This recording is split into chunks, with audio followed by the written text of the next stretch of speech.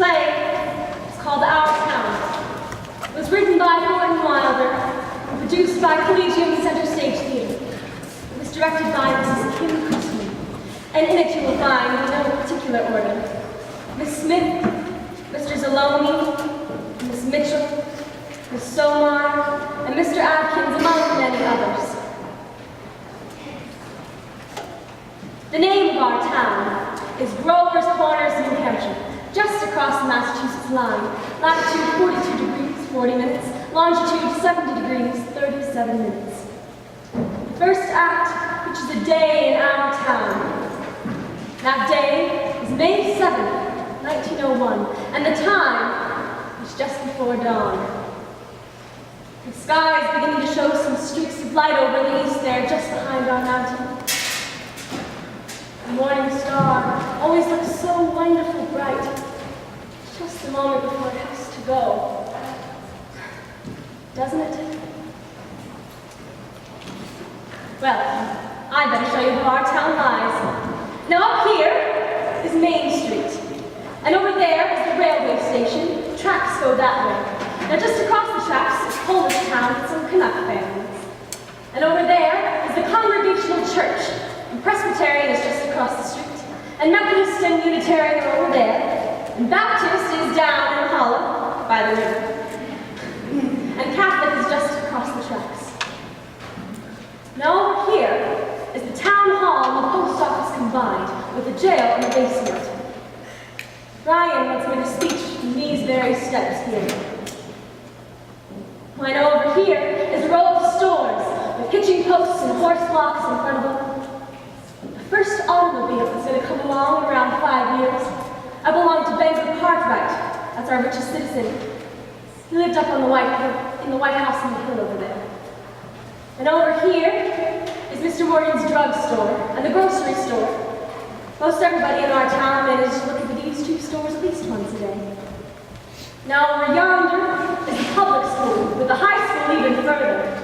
Most every day, mornings, noon times, and 3 o'clock afternoons, the whole town can hear yelling and screaming coming from those 3 yards. Why, now this is our doctor's house.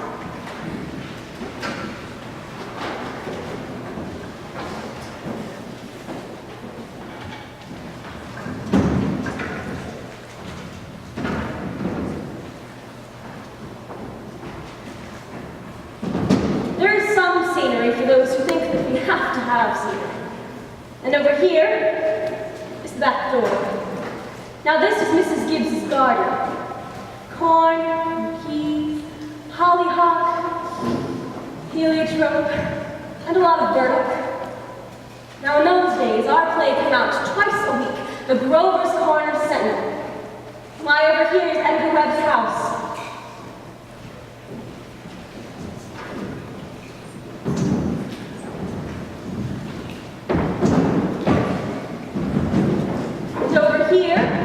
Is Mrs. Webb's garden, much like Mrs. Gibbs, only a lot of sunflowers to choose from.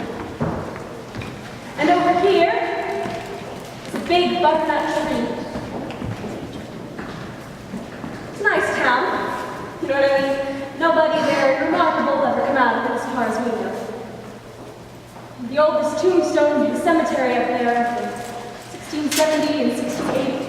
It's Growers and Cartwrights and Gibbses and Hearses, the same names as around here now. Well, as I said, it's about dawn, and the only lights on in town are over by the tracks, where a Polish woman has just given birth to twins. And in the Joe Crowell house, where Joe Crowell Jr. is getting ready to deliver the paper, and then the depot, where Shorty Hawkins is getting ready to flag the 545 to Boston. They're naturally out in the countryside. There have been lights on for some time now, what with milking and so. The town folk sleep late. So another day has begun. Here comes Doc Gibbs coming down Main Street back from that baby case. And his wife will be coming downstairs to make breakfast soon. Doc Gibbs died in 1930. And in the new hospital after. Mrs. Gibbs died first, though. She went out to visit her daughter, Rebecca, who married an insurance man in Canton, Ohio, and died there. Pneumonia. They brought her body back up here. Now she's in the cemetery in a whole mess of Gibbses and Herseys. She was Julia Hersey before she married Doc Gibbs in the Congregational Church over there. In our town, we like to know the facts about everybody. Now Mrs. Webb will be coming down to make breakfast soon now too. That right there, that's Doc Gibbs. He got that call about 1:30 this morning. And here comes Joe Crowell Jr. delivering the paper. Morning, Doc Gibbs. Morning, Joe. Torn your paper now. Yes, I'll take it. Anything serious going on in the world since Wednesday? Yes, sir. My school teacher, Miss Foster's getting married to a fella over in Concord. I declare. How do you boys feel about that? Well, of course it's none of my business. But I think if someone starts out to be a teacher, she ought to stay one. How's your knee, Joe? Fine, Doc. I never think about it at all. Only like I said, it always tells me when it's going to rain. What's it telling you today? Going to rain? No, sir. Sure. Yes, sir. Did you ever make a mistake? No, sir. I want to tell you something about that Joe Crowell there. Joe was awful bright. He graduated from high school here, top of his class. He got a scholarship to Massachusetts Tech and graduated top of his class there, too. It was all wrote up about in the Boston papers at the time. He's going to be a great engineer, Joe was. Until the war broke out. He died in France. All of that education for nothing. Whoa, Bessie. What's the matter with you today? And there's Howie Newsom delivering the milk. Morning, Doc. Morning, Howie. Somebody sick? Pair of twins over Mrs. Corey's Slossons. Wednesday. It sounds getting bigger every day. Going to rain, Howie? No. Fine day. Got it. Come on, Bessie. Hello, Bessie. How old is she, Howie? Going on 17. Bessie's all mixed up by the roots ever since the Lockhart stopped taking their quarter every day. Always wants me to leave the court just the same. Keeps going to the portrait. Good morning, Howie. Morning, Mrs. Gibbs. Doc just walking down the street. Busy? Seems like you're late today. Yes, something went wrong with the separator. Don't know what it was. Doc? Howie? Children, time to get up. George, Rebecca. Everything all right?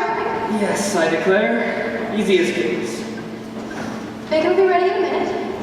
Make your coffee. You can catch a couple hours sleep this morning, can't you?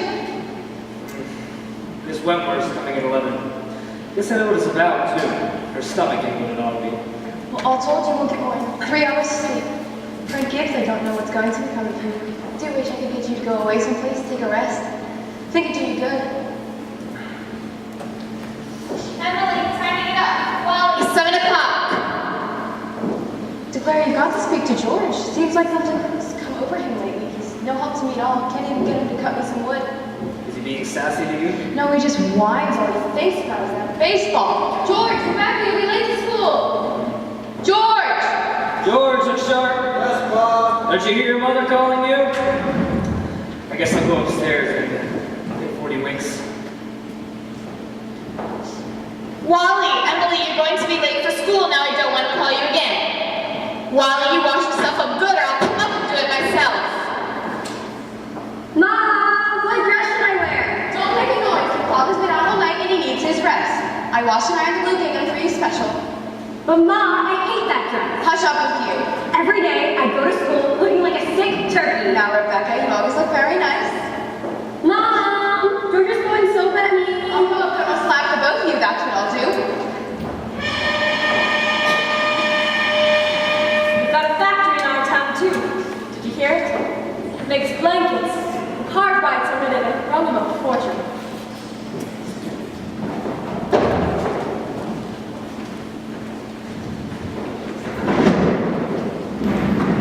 Children, now I won't have it.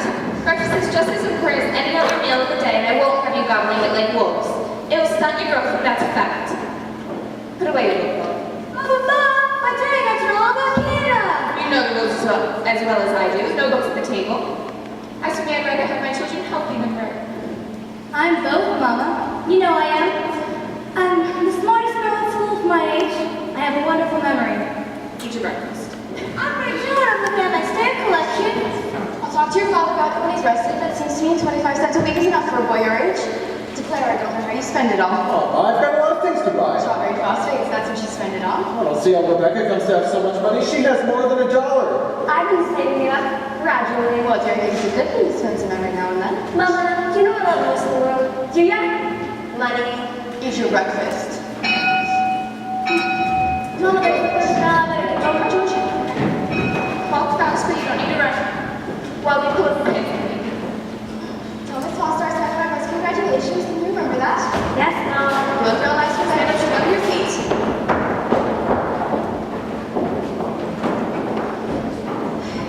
Here, chick, chick, chick. Oh, wait, you? Okay. Here, chick, chick, chick. Oh, what's the matter with you? Right, right, right. That's all you do. You don't belong to me. Here, come here.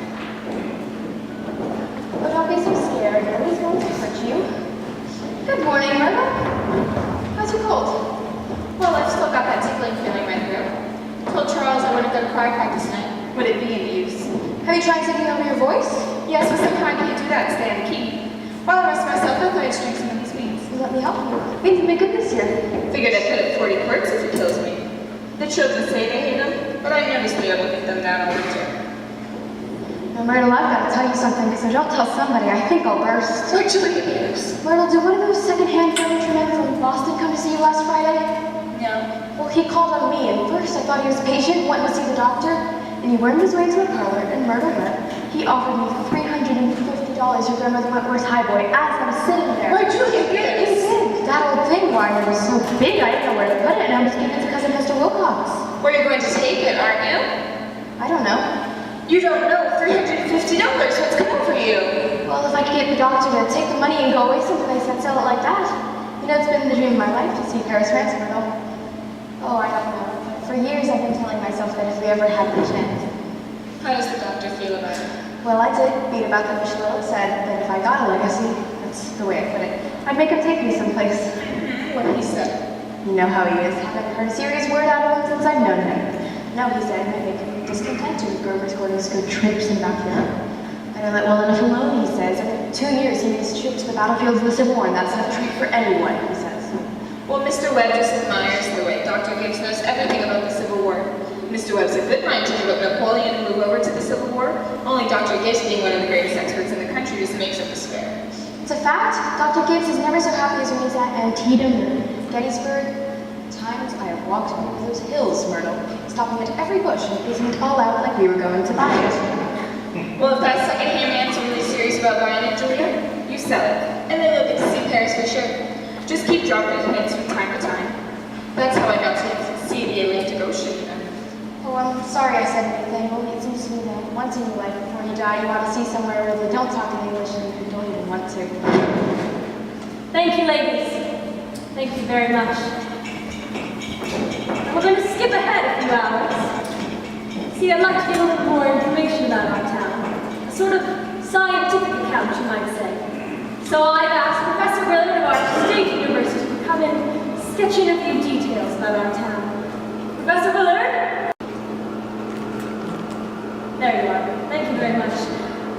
Professor Willard of our State University. Only a few brief notes, Professor. Unfortunately, our time is limited.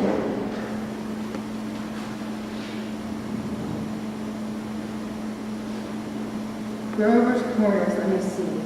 Grover's Corners lies on the old Pleistocene brain of the Appalachian Range. I may say it's some of the oldest land in the world. We're very proud of that. A shelf of Devonian basalt crosses it with vestiges of Mesozoic shale and some sandstone outcroppings, but that's all more recent, 200 to 300 million years ago. Some highly interesting fossils have been found, I may say unique fossils, about 2 to 3 miles out of town in Silas Peckham's cow pasture. They can be seen at the museum and the university at any time, that is, in a reasonable time. Shall I read some of Professor Gruber's notes on the meteorological situation? Mean precipitation, etc.? I'm afraid we won't have time for that, Professor, but perhaps a few notes on the history of man here. Yes, and ecological data. Early Amerindian stock, Cotahatchee tribes, no earlier than the 10th century of this era. Now entirely disappeared. Possible traces in 3 families. Migration towards the end of the 17th century of the English brachiocephalid, blue-eyed stock, for the most part. Since then, some Slavic Mediterranean. And the population, Professor? Within the town limits, 2,640. One moment, please. Yes, indeed. The population at the moment is 2,642. Postal district brings in 507 more, making it 3,149. Mortality and birth rates constant. By my person's age, 6.032. Thank you very much, Professor. I'm sure we're all very much obliged. Not at all, sir, not at all. Thank you. And now, for the political and social report, Editor Webb. Mr. Webb? Oh, he'll be out in a minute. He just put his camel, he was eating an apple. Thank you, Mrs. Webb. Charles, everybody's waiting. Mr. Webb is the publisher and editor of the Grover's Corner Sentinel. That's our local paper, you know. Well, I don't have to tell you that we here are run by a board of select men. All males vote at the age of 21. Women vote indirect. We're lower middle class, spring women, professional men, 10% illiterate laborers. Religiously, politically, we're 86% Republican, 6% Democrat, 4% Socialist, rest indifferent. Religiously, we're 85% Protestant, 12% Catholic, rest indifferent. Have you any comments, Mr. Webb? Pretty ordinary town if you ask me. A little more well-behaved than most. Probably a lot duller too. The young people here seem to like it well enough though. 90% of them coming out of high school settle down right here, even after they've been away to college. Well, now, are there any questions in the audience for Mr. Webb? Why, yes. Please bring out that microphone. Thank you very much.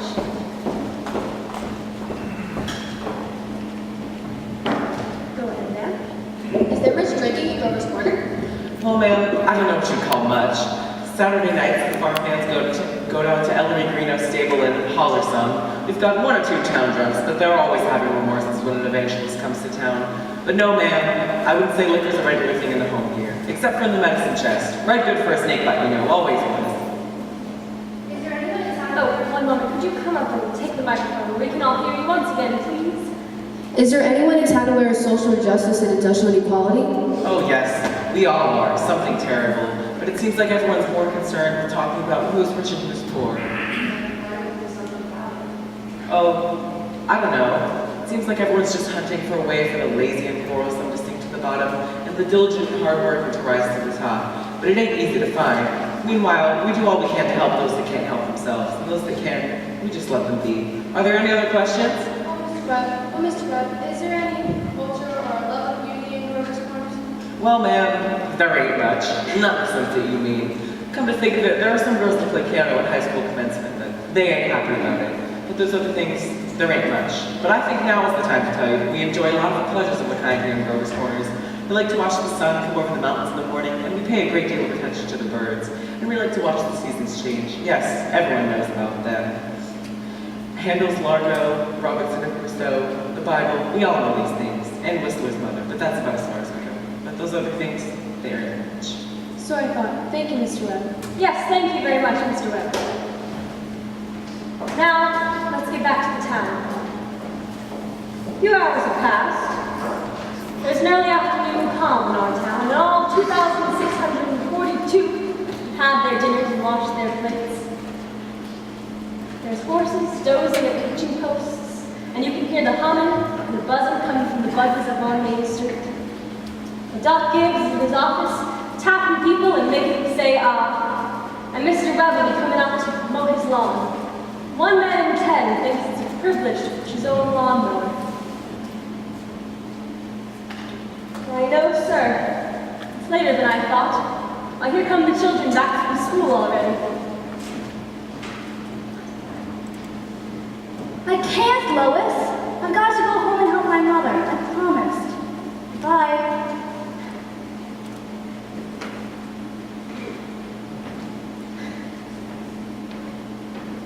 Emily, walk simply. Who do you think you are today? Papa, you're terrible. 1 minute you tell me to stand up straight, and the next minute you call me names. I just don't listen to you. Golly, I've never got kissed from such a great lady before.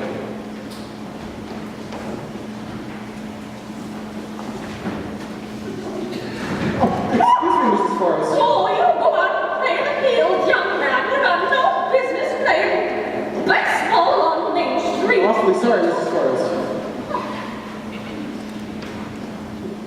Hello, Emily. Hello. You made a fine speech in class today.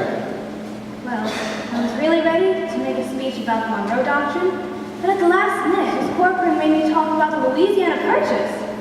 I worked an awful long time on both of them. You know, it's funny, Emily. From my window up there, I can just see your head nice when you're doing your homework over in your room. Why can you? You certainly do stick to it, Emily. I don't see how you can sit still that long. I guess you like school. Well, I always feel it's something you have to go through. Yeah. I don't mind it, really. Passes the time. Yeah. Emily, what do you say? We might work out a kind of telegraph system from your window to mine, and once in a while you could give me a sort of hint or two about one of those algebra problems. Oh, George, I don't know. No, I don't mean the answers, Emily. No, of course not. Just some little hint. Ah. Well, I think hints are allowed. So, if you get stuck, George, just listen to me, and I'll give you some hints. Emily, you're just naturally bright, I guess. I figure it's just the way a person's born.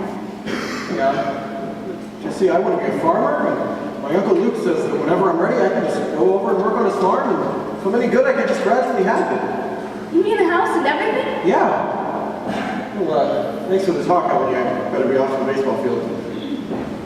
Good afternoon, Mrs. Webb. George. So long, Emily. So long, George. Emily, come and help me string some of these weeds. George Gibbs let us have a real conversation today, didn't he? Why, he must be growing up. Now let's see. How old must George be? I don't know. Why, he must be almost 16. Mom, I made a speech in class today. I was very good. You must have said it to your father at supper. What was it about? The Louisiana Purchase. It was like soap off of school. I'm going to make speeches all my life. Mom, what do you think of it? Try and make it a little bigger if you can. Mama, will you answer me a question? Serious? Seriously, dear, not serious. Seriously, will you? Of course I will. Mama, am I good looking? Of course you are. All my children have got good features. I'd be ashamed if they hadn't. Well, that's not what I mean. What I mean is, am I pretty? I've already told you yes. You have a nice young pretty face. Now stop that. I've never heard of such foolishness. Mama, you never tell us the truth about anything. I am telling you the truth. Mama, were you pretty? I'd say I was. I was the prettiest girl in town next to Mamie Cartwright. Well, you gotta say something about me. Am I pretty enough to get anybody? To get people interested in me? Emily, you make me tired. You're pretty enough for all normal purposes. Come along now, and I'll walk with you. Mama, you're no help at all. Thank you, ladies. Thank you very much. I'm going to have to interrupt you again. Thank you, Mrs. Webb. Thank you, Emily. You see, I think it's a good time to tell you that the Cartwright interests have just begun building a new bank in Grover's Corners. We had to go to Vermont for the marble, I'm sorry to say. But they've asked a friend of mine what they should put in the cornerstone for people to dig up 1,000 years from now. Naturally, they're going to put in a copy of the New York Times and of the Grover's Corners Sentinel. We're particularly interested in this because scientists have discovered this new kind of glue, a silicate glue that can keep documents for 1,000, 2,000 years. And they're going to put in a copy of William Shakespeare's works, and a Bible, and the United States Constitution. What do you think, folks? What do you say? You know, Babylon once had 2 million people in it, and all we know about them is the names of the kings, and some copies of wheat contracts, and copies of contracts for the selling of slaves. But every day, a family sat down to supper, and the father came home from work and smoke went up the chimney, same as here. And even in Greece and Rome, all we really know about the people there is what we can piece together from the joking poems and comedies that they wrote for the theater back then. And that's why I'm going to put a copy of this play into the cornerstone. So the people 1,000 years from now know a few more facts about us, more so than the Treaty of Versailles or the Lindbergh flight. So people 1,000 years from now, this is how we were in the provinces north of New York at the turn of the 20th century. This is how we were in our growing up, and in our marrying, and in our living, and in our dying.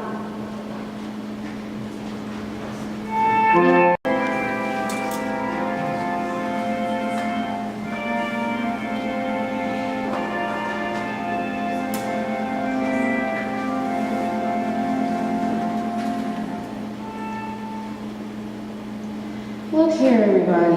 Music comes into the world to bring pleasure. Softer! Softer! Get it out of your heads that music's only good when it's loud. When the loudest tenor Methodist, you couldn't beat him even if you wanted to. Now again, tenors.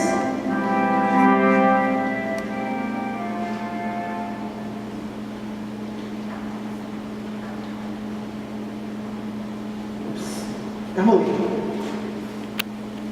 Hello. Hello. Can't work at all. The moonlight's terrible. Emily, did you get the third problem? Which? The third. Why, yes, George, that's the easiest of them all. Can't see it. Can you give me a hint? I'll tell you one thing. The answer's in yards. In yards? How do you mean? In square yards. Oh, in square yards. Yes, George, don't you see it? Yes. In square yards of wallpaper. Wall? Oh, square yards of wallpaper. Thanks a lot, Emily. My moonlight's so terrible. Choir practice is going on. I think if you hold your breath, you can hear the train all the way down to Pontypool. Hear it? What do you know? Well, I better go back and try to work. Good night, George. Good night, Emily. Thanks. Before I forget it, how many of you will be able to come in Tuesday afternoon to sing at Fred Hershey's wedding? Show your hands. That'll be fine. That'll be right nice. We'll do the same music we did for James Roberts' last night. Now we'll do Art Thou Weary and Art Thou Languid. It's a question, ladies and gentlemen. Make it talk. Ready?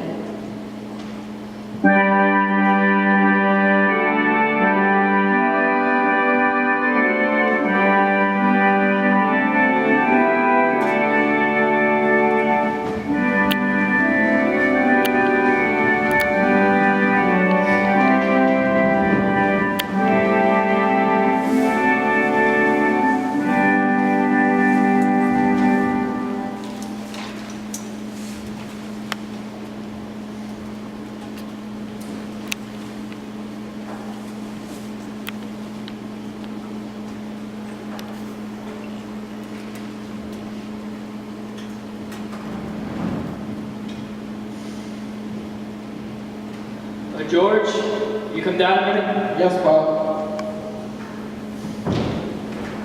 Make yourself comfortable, George. I'll only keep you a minute.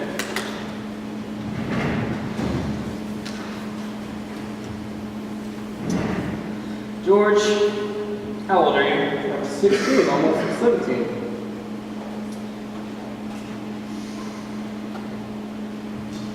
What do you want to do when school's over? Well, you know, Bob. I want to be a farmer on Uncle Luke's farm. You'll be willing, will you, to get up early to milk and feed the stock?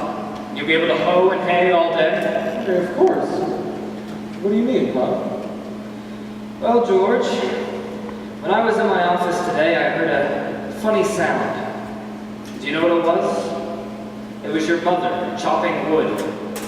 There, you see your mother, getting up early, cooking meals all day long, washing and ironing, and still she has to go out in the backyard and chop wood. I suppose she just got tired of asking you. She figured it'd be easier to do it with herself. And you eat her meals, and You put on the clothes she laid out nice for you, and then you run off and play baseball. Like she's some hired girl we keep around the house, but that we don't like very much. Well, I knew all I had to do was call your attention to it. Here's a handkerchief, son.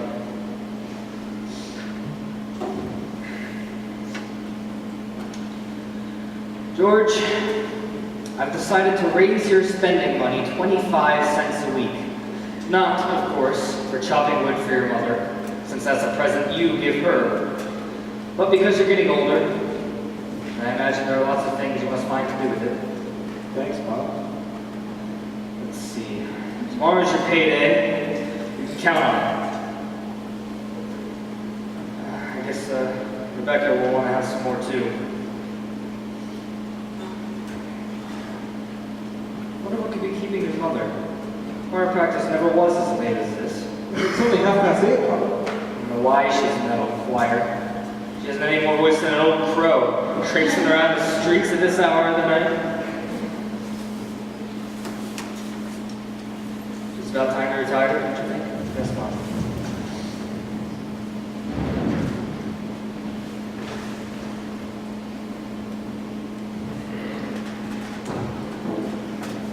Good night, Martha. Good night, Mr. Plastic.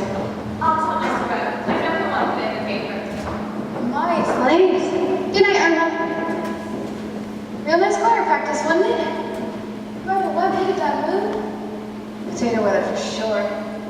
Naturally, I didn't want to say anything for the others, but now that we're alone, it's the worst scandal that ever was in town. What? Simon Stimson? Now Luella. But Julia talked about ordinance of a church, drink and drunk year to year. You know he was drunk tonight. Luella, we all know about Mr. Stimson. We all know about the trouble he's been through. Dr. Ferguson knows too, and if he chooses to keep him on there in his job, the only thing the rest of us can do is just not to notice it. Not to notice it, it's getting worse. No, it isn't, Luella. I've been there twice as long as you have, and it doesn't happen nearly as often as it used to. My, I hate to go to bed at a night like this. I better hurry. The kids will be up till all hours. Good night, Luella. Can you get home safely, Luella? It's as bright as day. I can see Mr. Soames yelling out the window right now. You think we've been to a dance the way the men will carry on.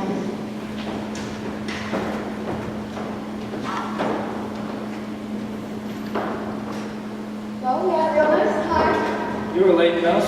My friend getting in later than usual. And you, stopping at the corner and gossip with a bunch of hens. Now, Frank, don't be so grouchy.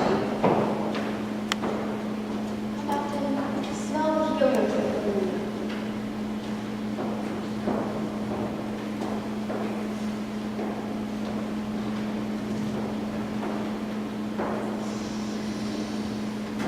Isn't that wonderful? What'd you do all the time today? Oh, I read, as usual.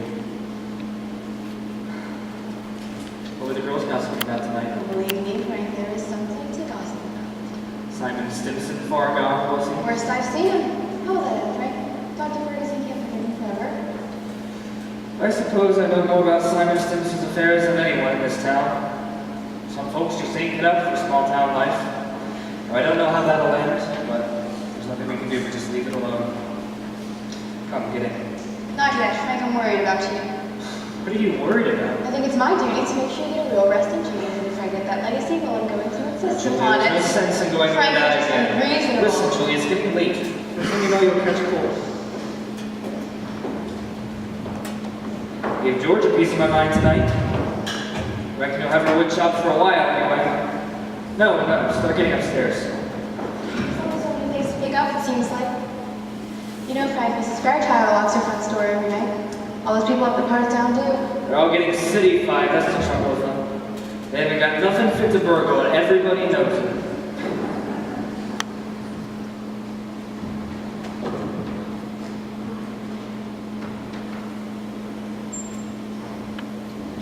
Get out of there. There's nothing open out this window.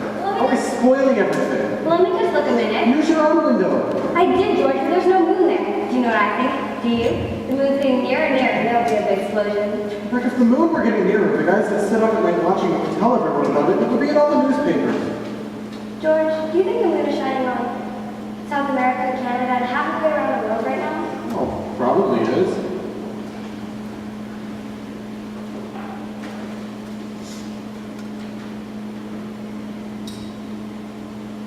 It's 9:30. Most of the lights are off in town. No, here comes Constable Warren, checking some of the doors on Main Street. And Editor Webb, after putting his newspaper to bed. Good evening, Bill. Evening, Mr. Webb. Quite a mood. Yep. All quiet tonight? Sound systems all around. Just saw his wife about to hunt for him, so I let the other way. Here he is now.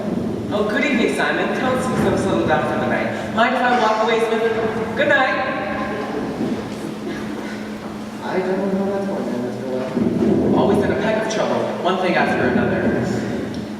Bill, if you steal my boy smoking cigarettes, give him a word for me, will you? He thinks a lot of you, Bill. I don't think he smokes no cigarettes. At least the ways no more than 2 or 3 a year. Well, I hope not. Good night, Bill. Good, Mr. Webb. Who is that up there? Myrtle, is that you? No, it's me, Papa. Why aren't you in bed? I don't know. I can't sleep yet. The moonlight's just so wonderful. And the smell of Mrs. Gibbs' healing chocolate. Can you smell it? Yes. You have many troubles on your mind, have you, Lily? Troubles, Papa. Oh no. Well, enjoy yourself, but don't let your mother catch you. I know.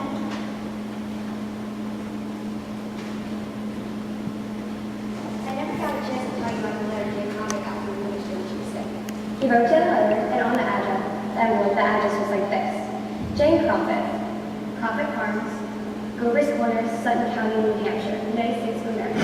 What's funny about that? But wait, it's not finished. United States of America, continent of North America. Western Hemisphere, the Earth, the solar system, the universe, the mind of God. That's what it said on the envelope. What do you know? And the postman brought it to her just the same. What do you know? And that's the end of the first act, folks. Time, 3 years have gone by. Yes, the sun has come up over 1,000 times. Summers and winters have cracked our mountain, and rain has brought down a lot of the dirt. Some babies that weren't even born yet have begun speaking entire sentences. And a number of people who thought they were right young and spry and found that they can't quite bound up a set of stairs like they used to, without their heart fluttering a little bit. Yes, all that can happen in 1,000 days. And nature's been pushing and contriving in other ways too. A number of young people have fallen in love and gotten married. Yes, our mountains have bit back a few fractions of an inch, and millions of gallons of water have gone through our mill. And here and there, a new roof has been set up over a new house. Almost everybody in the world gets married, you know. And in our town, there aren't hardly any exceptions. Most everybody climbs into their graves, married. The first act was called The Daily Life. This act is called Love and Marriage. There's a third act coming after this one, and I reckon you can guess what that one's about. But it's 3 years later, 1904, July 7th, just after high school commencement, which means that a number of our young people decided to jump up and get married. It seems as after they finish their final examinations in solid geometry and Cicero's orations that they find themselves quite fit to be married. It's early morning. And this time, it's been raining. It's been pouring and thundering. Mrs. Gibbs' garden and Mrs. Webb's there, drenched. All those bean poles and pea vines, drenched. And all yesterday up on Main Street, the rain looked like curtains being blown along. We begin any minute now. There, the 5:45 for Boston.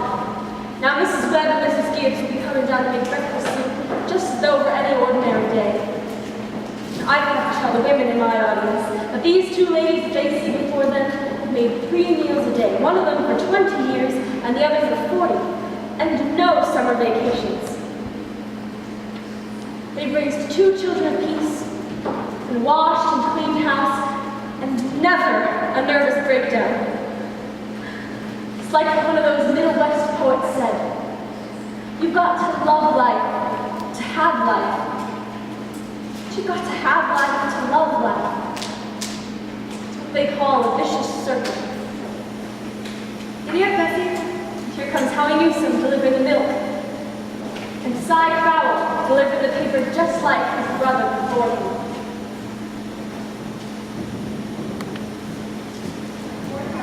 Morning, Cy. Anything in the papers I have to know? Nothing much, except the news about the best baseball pitcher Grover's Corners ever had, George Gibbs. He could hit and run bases, too. Yep, I don't know. Well, I guess I can stop and talk about my mind. I don't tell you to give up the thing you loved so much just to get married. Would you, Howie? Can't tell, Cy. Never had any tell about that. Your brother, Bill. Seen it for 10 days. The red flood. River's been rising all night. Cyclops all about George Gibbs. Yes, sir. That's the way it goes. Back in Newport side, we had a player. Not even George Gibbs. Name of, yeah. Inside. Went down to me and give a parcel.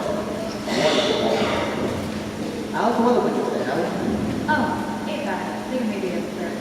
Well, that's what's up.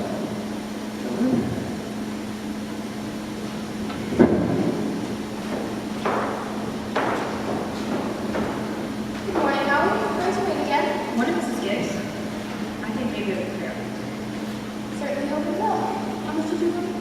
Well, Howie, I'm going to have hospital relations, so it looks like only 3 milk and 2 cream. My wife told me to tell you that I would. No. Come on, Howie. Tell your wife that there's a food tomorrow. Yes, she did actually mention that.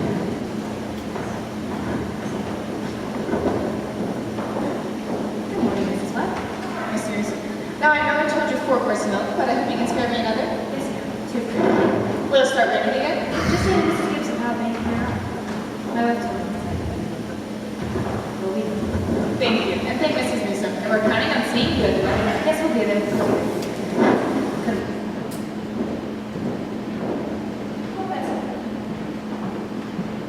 Well, Mom, the day has come. You're losing one of your chicks. Frank, there's not another word I need. I feel like crying every minute. Still not ready to call. The groom's up shaving himself. Only, there ain't an awful lot to shave. Whistling and singing like he's glad to leave us. Every now and then he says, I do. But it don't sound very convincing to me. There's Frank, I don't know how to get along. For me, it just always seems like he's put on wrong things. Frank, they're too young. Emily won't say a thing of such things and such as death of gold within a week. I was remembering my wedding morning, Julia. I was the scaredest young fellow in the state of New Hampshire. I thought I made a mistake for sure. And when I saw you coming down that aisle, I thought you were the prettiest girl I'd ever seen. The only trouble was, I'd never seen you before. There I was in the Congregational Church, marrying a total stranger. How do you think I felt? Frank learns awful things. Courses, that's what they are. You ever need to do something? Why, Julia Hersey, French toast! Speak like me, can I have to do something? How'd you sleep last night, Julia? You're a lot of yellow. Yes. I get a shock every time I think of George Gibbs setting out to be a family man. That great gangling thing? I tell you, Julia, there is nothing so terrifying in the world as a son. The relationship between father and son is the darndest, awkwardest. Love their dogs? Doesn't tell you? They'll have their own troubles, I suppose, but there's nothing we can do about that. Everyone's got a right to their own troubles. Yes, I suppose people are meant to go through life 2 by 2. Take natural to lonesome. You want to know one of the things I was afraid of when we married Julia? Go along. I was afraid we wouldn't have conversational material more than last us a few weeks. I was afraid we'd run out of our meals in silence, and that's a fact. Well, you and I have been conversing for 20 years now, without any noticeable bearing spells. Well, another bad I'm sure Joyce would always find something to say. Did you hear Rebecca starting around upstairs? No. Every day of the year she hasn't been managing everybody's business up there. She's hiding in the room. I get the impression she's crying. Lord's sakes, this has to stop. Rebecca! Rebecca, come and get your breakfast! Morning, everybody. 5 more hours to live. George, where do you think you are going? Just across the grass to see my girl. George, put on your own shoes. It's raining torrents. You don't leave this house without being prepared for it. Come on, it's just a step. George, you'll catch your death cold and you'll call all the servants. George, do as your mother tells you. Tomorrow on, the result for all weathers, come over into my house to live wisely. Thank you. This is what we used to college at 7 in the morning. Here, take a coffee. I'll be back in a minute.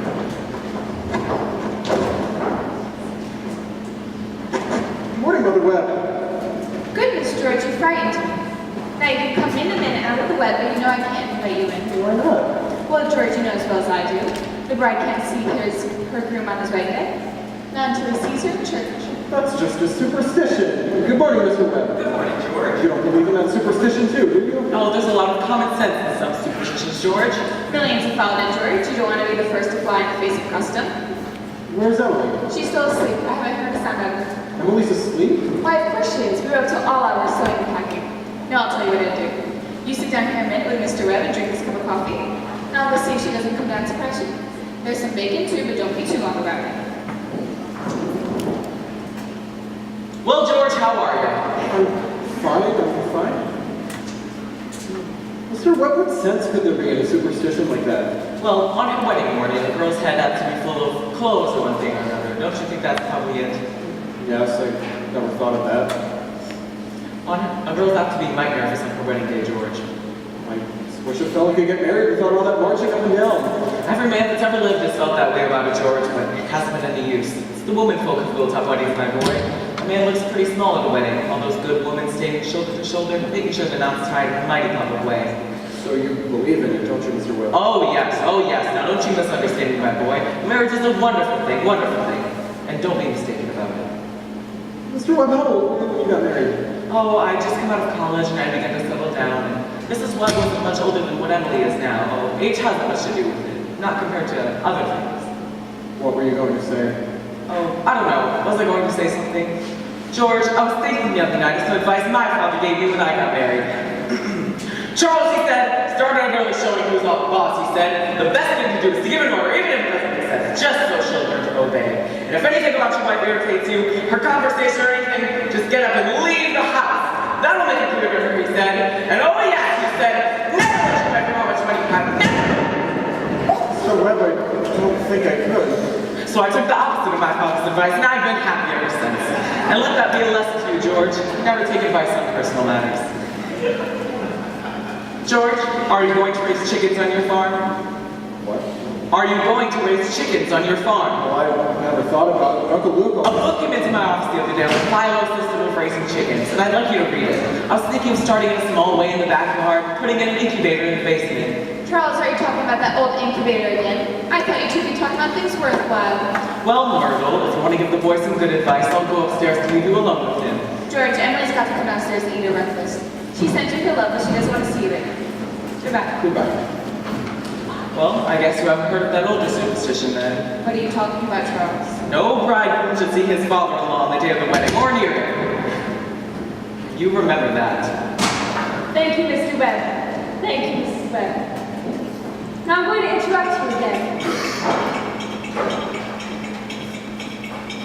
You see, we want to see how big things like this begin. This wedding, this plan to spend a lifetime together. I'm awful interested to see how big things like that begin. You know how it is. You're 21 or 22 and you've made some decisions. And then whoosh, you are 70 and you've been a lawyer for 50 years and that little white-haired woman next to you has eaten over 50,000 meals with you. How do big things like that begin? George and Emily are going to show you the conversation that they had when they first realized that, well, as the saying goes, meant for one another. I want you to remember the days when you were very young, and particularly the ones when you were first in love. When you were like a person sleepwalking, and you didn't quite see what road you were on, and you didn't quite hear what was being said to you. You were just a little bit crazy. Will you remember that? Please. Well, 3 o'clock. That means the high school will be letting out. Now George has just been elected president of the junior class. And as it's summer, that means that he'll be president of the senior class all next year. And Emily has just been elected treasurer and secretary. Now, I don't have to tell you how important that is. Why, yes, here they are coming down Main Street now. I can't believe I've got to go home. Goodbye. Oh, Ernestine? Ernestine, could you come over later and do Latin? Isn't that sister the worst thing? Tell your mother you have to. Goodbye. Goodbye, Helen. Bye, Fred. Emily, can I carry your books home for you? Well, thank you. Is it far? Excuse me just a minute, Emily. Say, Bob, if I'm a little late, just start practice anyway. Give her some long highways. Goodbye, Lizzie. Goodbye, Lizzie. I'm awfully glad you were elected too, Emily. Thank you. Why are you mad at me? I'm not mad at you. You've been treating me so funny lately. Well, since you asked me, might as well say it right out, George. Goodbye, Miss Corcoran. Goodbye, Miss Corcoran. Emily, what is it? I don't like the whole change that's come over you. And I'm sorry if that hurts your feelings, but you've got to tell the truth. Shame you, devil. The change? What do you mean? Well, up until a year ago, I used to like you a lot. And I used to watch you as you did everything because we've been friends so long. And then, you started spending all of your time at baseball, and you never stopped to speak to anybody anymore. I'm not even sure of family you didn't. And George, it's a fact. You've gotten awful conceited and stuck up. And all the girls say so. I hate to hear them say it, but I can't help but agree with them a little bit. I'm sorry if that hurts your feelings, but I can't be sorry that I said it. No, Emily, I'm glad you said it. I had no idea such a thing was happening to me. Guess it's hard for a fellow not to have some faults creeping into his character. I always expect a man to be perfect, and I think he should be. Well, I don't think it's possible to be perfect, Emily. My father is, and as far as I know your father is, so I don't see why in the world you shouldn't be too. Well, I see, but it's the other way around. Men are naturally good, but girls are. You might as well know right now that I'm not perfect. It's not as easy for a girl to be perfect as a man. The girls are more nervous. No, I'm sorry that I said all about you. I didn't know why I said it. Now I know that it's not even true, and I suddenly feel as though it isn't important anyway. Emily, would you like an ice cream soda or something before you go home? Thank you. I would. Oh, why, hello, George. Hello, Emily. Why, Emily, what have you been crying about? Well, she just got an awful scare, Mr. Morgan. She almost got ran over by that hardware store wagon. Everybody's saying Tom Huckins drives like a crazy man. Now, you take a drink of water, Emily. You're all shook up. I tell you, you have to look both ways before you cross Main Street these days. It gets worse every year. Now, what will you have? I'll have a strawberry phosphate cookie. No, Emily, have a soda with me. 2 strawberry ice cream sodas, Mr. Morgan. 2 strawberry ice cream sodas. Yes, sir. Yes, sir. You know, there are 125 horses in Grover's Quarters the minute we're speaking. And the state inspectors in here the other day, and they're bringing all these automobiles, and the best thing to do is just stay home. Why, I remember the days when the dog could sit in the middle of Main Street. No harm would come to him at all. Well, here you two are. Enjoy those. Now, Mrs. Ellis, what can I get for you? They're so expensive. No, Oh, no, don't you think of that? We're celebrating our election. Do you know what else I'm celebrating? I'm celebrating that I've got a friend who tells me all the things that ought to be told me. Oh, George, please don't think of that. No, Emily, I'm glad you spoke to me the way you did, and you stick to it. You bet I'm going to change. I'm going to change so quick. Emily, I want to ask you a favor. What? If I go away to State Agriculture College next year, will you write me a letter every once in a while? I certainly will. I certainly will, George. I certainly think that being away for 3 years, you get a lot out of touch with things. Letters from Grover's Corners may not be very interesting after a while. Grover's Corners is a very interesting place when you think of all New Hampshire. But I think it's a lovely town. The day wouldn't come and I wouldn't want to know everything that's going on here. You know, that's true, Emily. Well, then I'll try to make my letters interesting. You know, whenever I meet a farmer, I ask him if he thinks it's important to go to agriculture school to be a good farmer. George. Yeah, some of them even say it's a waste of time. You get all that information out of the pamphlets the government sends anyway. Uncle Luke's getting old. He's not ready for me to start taking it over his farm tomorrow if I could. Why? And like you said, being gone all that time in other places and meeting other people. Gosh, if anything like that can happen, I don't want to go away. I guess new people aren't any better than old ones, but they almost never are. But George, maybe it's awful important for you to go and learn about cattle judging, soils, and all that. Of course, I don't know. Emily, I'm going to make up my mind right now. I won't go. I'll tell Pa about it tonight. George, I don't see why you have to decide right now. It's a whole year away.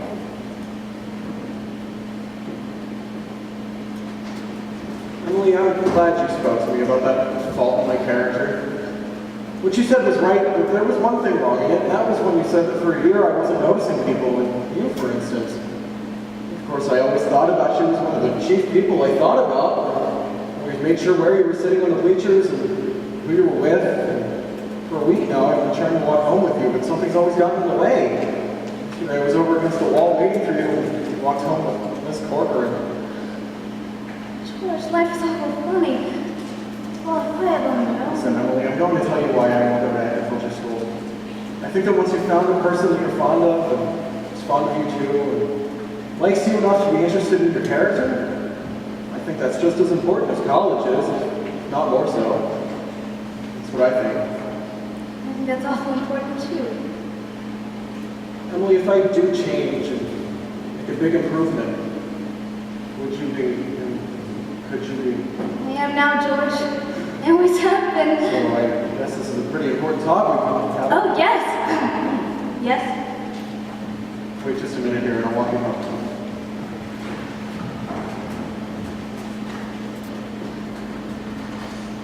Mr. Morgan, I'll have to go home and get you the money to pay for this. Now, George Gibbs, do you mean to tell me? Yes, but I had reasons. Look, here's my gold watch to keep until I get back. You keep your watch, George. I'll trust you. I'll be back in 5 minutes. I'll trust you 10 years, George, but not a day over. Now that you got all over your shock. Oh, yes, thank you. It was nothing really. I'm ready.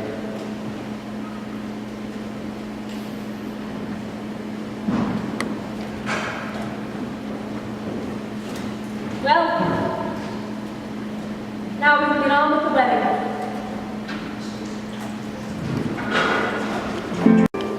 There are a lot of things to be said about a wedding. And there are a lot of thoughts that go on during a wedding, too. Naturally, we can't fit them all into one wedding, especially one in Grover's Corners where they're awfully plain and short. Now, in this wedding, I play the minister.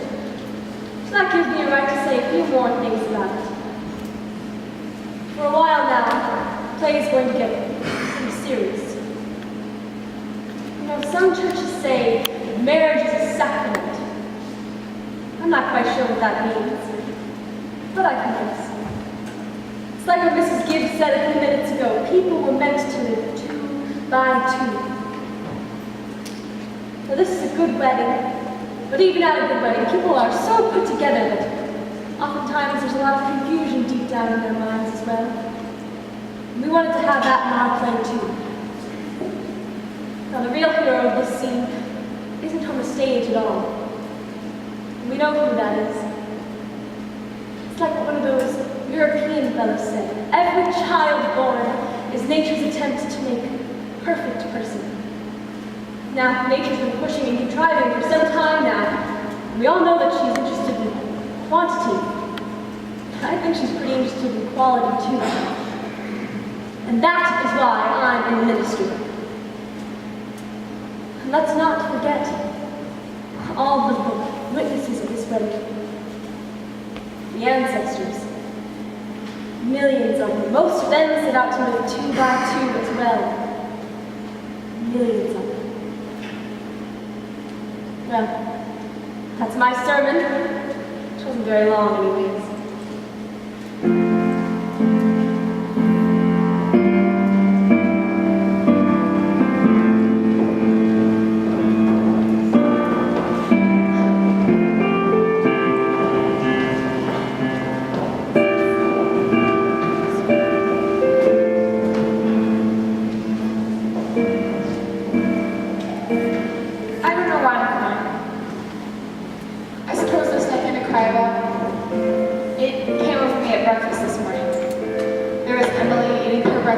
As she's done for 17 years, and now she's going off to eat it in someone else's room. I suppose that's it. And poor Emily, she suddenly said, I can't eat another mouthful. And she put her head down the table and she cried.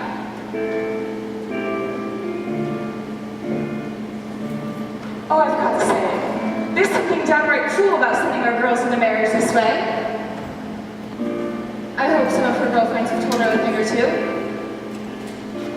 It's cruel, I know, but I couldn't bring myself to say anything. Went to it blind as a bat myself. The whole world's wrong, and that's what's the matter. There they come. Hey, George,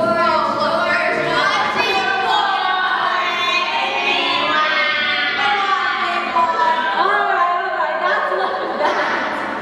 Get him tighter. There used to be an awful lot of that at weddings in the old days in Rome. We're more civilized now, so they say.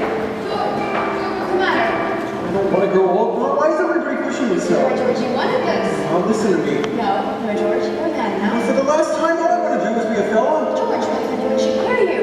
Shame of you, now stop. Where's Ellie? George, you're such a turn. What are you crying for? I'm getting married. Will you just catch me for a minute? Oh, listen, you're seeing Thursday nights. Every Thursday night, Emily and I open over for dinner. You'll see. Cheer up, Mom. We've got to get ready for this.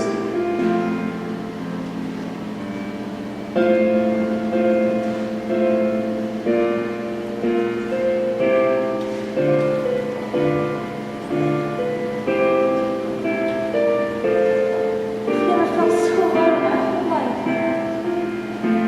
George over there looking so... hate him. I wish I was dead, Papa. Emily, don't be upset. But Papa, I don't want to get married. Everything's going to be all right. Why can't I just stay as I am for a little while? Let's go away. No, stop and think a minute. Papa, remember what you used to say to me? All the time you used to say, all the time, that I was your girl. There's gotta be lots of places we can go to. I could work for you. I could keep house. No, you mustn't think of such things. You're just nervous. Why, you're marrying the finest young fellow in the world. George, will you come over here a minute? George is a fine fellow. Papa. George, I'm giving away my daughter. Do you think you can take care of her? I want to, Mr. Webb. I want to try. I love you, Emily. I need you. Well, if you love me, then help me. All I want is for somebody to love me. I will, Emily. I'll try. I mean forever, do you hear? Forever and ever. Come, they're waiting for us. Everything will be all right.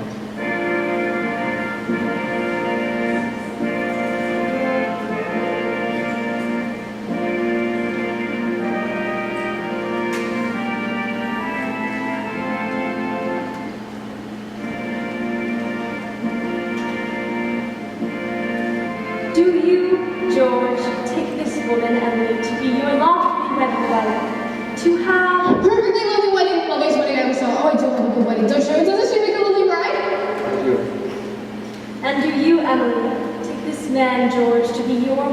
Don't know when I've ever been to such a lovely wedding, but I always cry. Don't know why it is. I just love seeing people happy. I think it's lovely.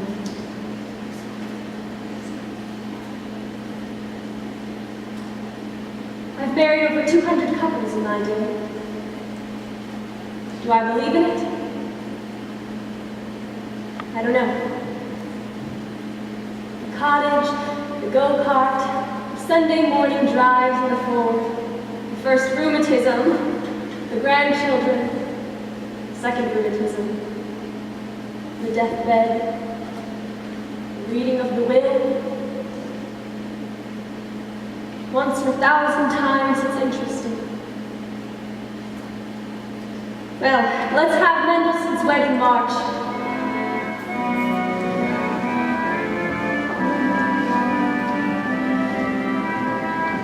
Aren't they a lovely couple? I've never been to such a lovely wedding. I'm sure they'll be happy. I always say, happiness, that is the greatest thing. The important thing is to be happy.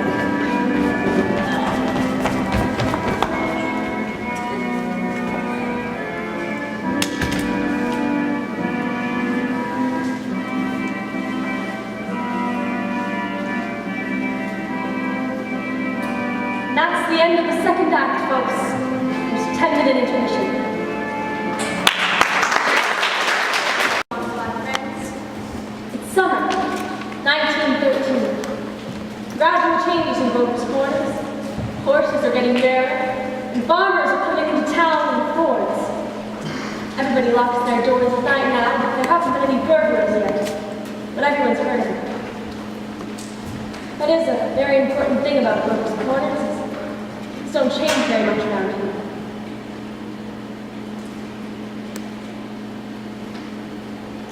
It's on a hilltop. A windy hilltop. Lots of sky, lots of clouds, and often lots of sun, moon, and stars. Over there are rolling hills. How terribly blue they are. And over there, by Lake Sinnapee and Lake Winnipesaukee, if you've got a glass, you can see the White Mountains and Mount Washington. And over there is our favorite mountain, Mount Monadnock, surrounded by some towns. Why, there's Jaffrey, and East Jaffrey, and Petersboro, and Dublin. And all the way down there is Grover's Corners. It's lovely up here. Mount Laurel and lilac. I often wonder why people would rather be buried in Woodlawn, Brooklyn, when they can spend the same amount of time up here in New Hampshire. Now over here are the old stones, 1670s and 1680s. Strong-minded people that came a long way for their independence. In summers, people walk around here and laugh at the funny names in the graves. Don't do any harm. And genealogists come up from Boston. They're hired by city folk to tell them that they're daughters of the American Revolution and of the Mayflower. I suppose that don't do any harm either. Wherever you come near the human race, there are layers and layers of nonsense. Now over here are the Civil War veterans, with iron flags on their graves. New Hampshire boys that had a notion that the Union ought to be kept together. They never seen more than 50 miles of themselves. All they knew was the name, friends. The United States of America. And they went and they died about it. And over here is the new part of the cemetery. Now here's your old friend, Mrs. Gibbs. Here's Simon Stimson. He was the organist of the Congregational Church. Poems of Soames. You remember she loved her wedding so. And a number of others. Why, over there is Editor Webb's boy, Wallace. His appendix burst, and the Boy Scout chipped Crawford Notch. Yes, a lot of suffering is sort of quieted down up here. People just wild with grief bring their relatives up here. And then time, and sunny days, and rainy days, and snow. Well, we're all just glad that they're in a beautiful place. and we'll be coming up here when our fit's over. Now there are some things that we all know, but we don't take them out and look at them very often. We all know that something is eternal. And it ain't houses, and it ain't names, and it ain't the earth, and it ain't even the stars. We all know in our bones that something is eternal. And that something has to do with human beings. All the greatest people ever born have been telling us that for thousands of years, and that you'd be surprised at how often we lose hold of it. But everybody knows that something is eternal. Now, we all know that the dead don't stay very interested in us living people very long. Gradually, they lose hold of the earth, and the ambitions that they had, and the pleasures that they had, and the things that they suffered, and the people that they loved. They get weaned away. That's how I say it, weaned away. And they're waiting here. They're waiting while the earth part of them burns out, burns away. Weren't they waiting for that eternal part in them to come out clear? Now, some of the things that they're going to say, maybe it'll hurt your feelings. That's just the way it is. Mother and daughter, husband and wife, enemy and enemy, money and miser, all those terribly important things seem to sort of grow pale around here. And what's left when memory is gone and your identity, Mrs. Smith? Well, there are some living people. Why, here comes Joe Stoddard, our undertaker, supervising a new-made grave. Here comes the Grover's Corners boy, who left town to go out west. Good afternoon, Stoddard. Good afternoon, good afternoon. Let me see now, do I know you? I'm Sam Fred. Gracious sakes alive of all people. I should have known you'd be back from the funeral. Been away a long time, Sam. Yes, I've been away for 12 years now. I'm doing business out in Buffalo now, Joe. I was in the East when I heard the news of my cousin's death, so I thought I could find things a little coming to the old home. You look well. Yes, can't complain. Very sad I dreaded today's evening. Yes. Yes, I always hate to supervise when a person's taken. They'll be here in a few minutes now. I had to come here early today. My son's supervising at the home. Old farmer party. I used to work for him after school. He had the love I broke. Yes, he brought farmer party up here a number of years ago now. Why, this is my Aunt Julia. I've forgotten that she... Of course. Yes, Dawkins lost his wife 2 to 3 years ago about this time. Today's another pretty bad blow for him, too.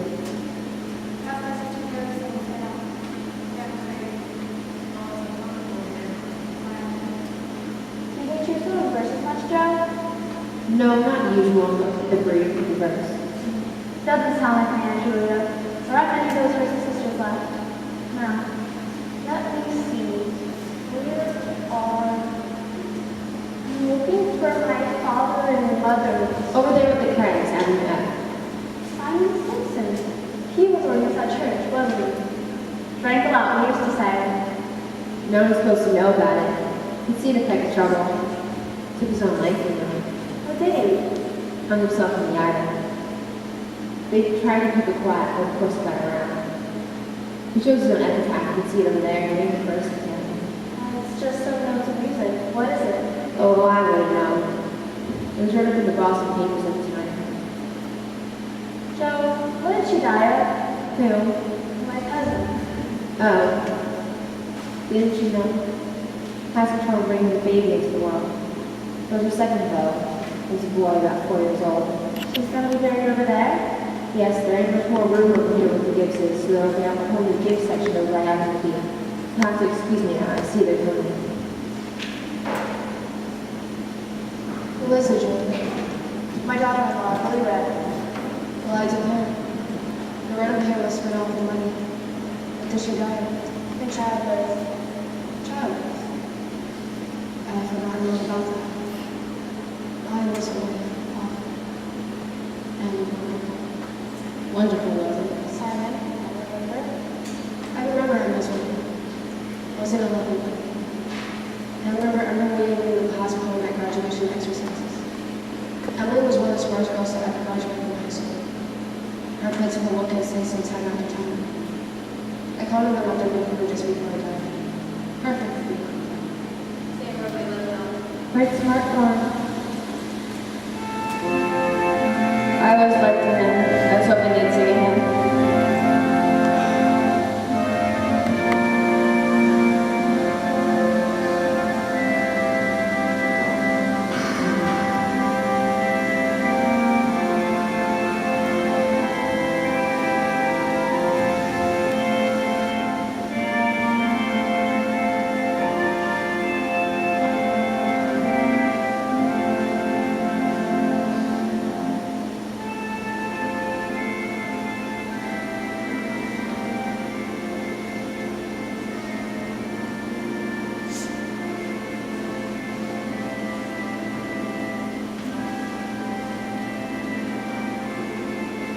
Hello. Hello. Hello, Mother Gibbs. Emily. Hello. It's raining. You'll be gone soon, dear. Just rest yourself. Seems thousands and thousands of years since I hope I remember that as my favorite thing. I don't like being new here. Wish I'd been here longer. How do you do, Mr. Simpson? How you doing? Well, the gifts. George and I made that farm into just the best place you ever saw. We thought about you all the time. We wanted to show you the new barn and the great long cement drinking fountain with stuff. Well, we built that out of money left us. I did? Yes, don't you remember? The legacy you left us. Why, it was over $350. Yes, of course. And there's a patent device on the drinking fountain, so that it never overflows, and it never sinks past a certain point they've got there. Oh, yes, it's fun.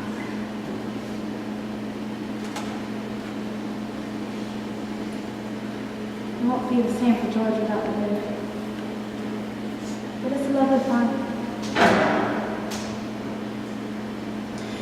My buddy's spending the day at Mr. Carter's. Oh, Mr. Carter, my boy's spending the day at your house. Why, yes, he just loves it there. Now, the Gibbs have got a Ford, too. I never gave us any trouble. I mean, of course, I do.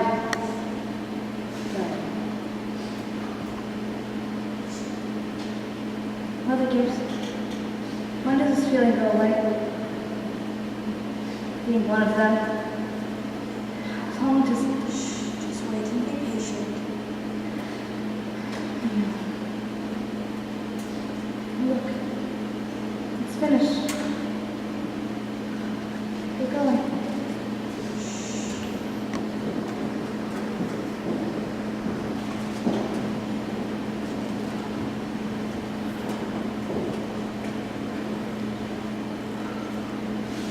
Look, Father Gibbs is bringing some of my flowers to you.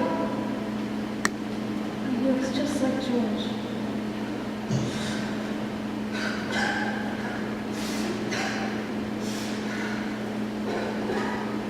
I never realized how troubled in the dark my peoples are.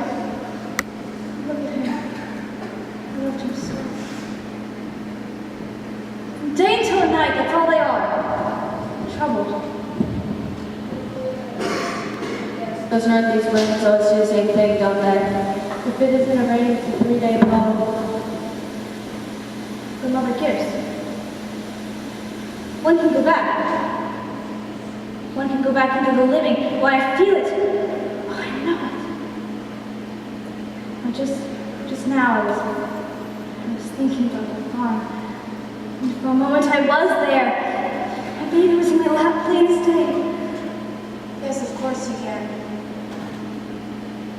One can go back there and live all those days over again? And why not? All I can say is that we don't. But it's it's true, isn't it? One can live back there again? Yes. Some have tried, but they soon come back here. How dare Emily? Emily, don't. It's not what you think of me. I don't live over a sad day, of course. I live over a happy day. Why, I live over the first day I knew I loved George. And why should that be painful? Because you not only live it, but you see yourself living it, yes? And you see what they down there never do. You see the future. You know what's going to happen. But that's painful? Why? It's not the only reason why you should be doing it.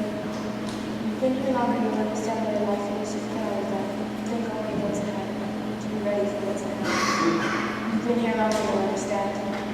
When mother gives, how can I ever forget that life? That's all I know. That's all I had. Oh, Emily, it isn't modest.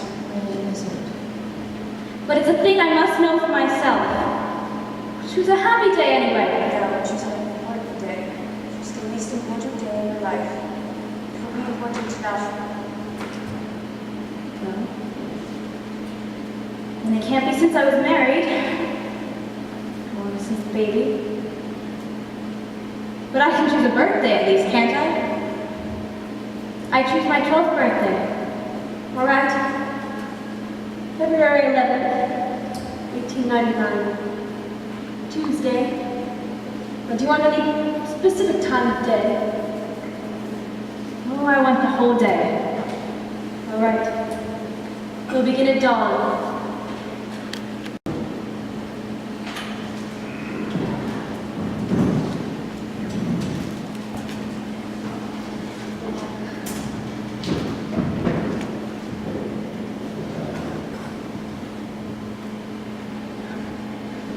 Now, you remember it had been snowing the days before, but it stopped the night previous. And they just begun clearing the roads. Why, look, the sun's coming up. Oh, look, there's Main Street. Oh, and Mr. Morgan's drugstore before he changed it. And the livery stable. Yes, this is 14 years ago, 1899. I knew as a little girl. Oh, there's the white fence that we used to have around our house. I'd forgotten. Left it so. Are they inside? Yes. Mother will be coming downstairs to make breakfast soon. Oh, will she? And do you remember your father had been away for several days? He came home on an early morning train. No. Yes, he was out making a speech at his old college in western New York, at Clinton. Well, there's Helly Newsom. Oh, and there's a police officer. But he died. He's dead. Whoa, Bessie. Morning, Bill. Morning, Allie. You're early. You called this morning, like it was. Turn your president, by a Polish town car. Yeah, George and Leanne is no dress. Or last time we were in that one. There's Joe Crowell. Good morning, Mr. Warren. Morning, Hallie. Morning, Joe. Children, Wally, Emily, it's time to get up. Mom, I'm here. Oh, how young Mom looks. Didn't know Mom was ever that young. You can come and get dressed by the fire if you'd like, but hurry.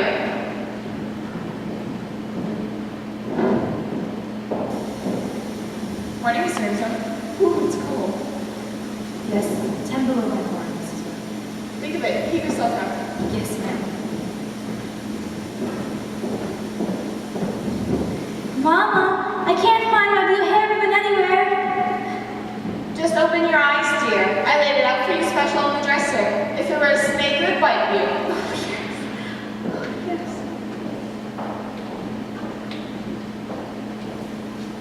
Good morning, Gil. Good morning, Mr. Ed. You're up early. I just been off to my old college in New York State. Been any trouble here? Oh, I was called this morning because we're trying to Polish town.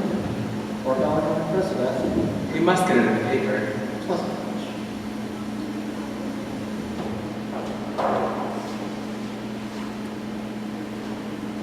Good morning, Mother. How did they go, Charles? Oh, it was all right. Told him a few things. Everything all right here? Can't believe anything special that happened. Been right cold. Howie Newsom says 10 below over at his barn. Colder than that in Hamilton University. Students' ears are falling off. It ain't Christian. Paper got any mistakes in it? None that I noticed. Coffee's ready when you like it. Oh, Charles, don't forget it's Emily's birthday. Did you remember it? Yes. I have something right here. Where's my girl? Where's my birthday girl? Don't interrupt her now, Charles. You can speak to her at breakfast. She's slowing up with things. Children, hurry up. I don't want to call you again. I can't bear it. They're so young and beautiful. This is why they would have to get away. I'm here. I'm grown up. I love you all. Everything.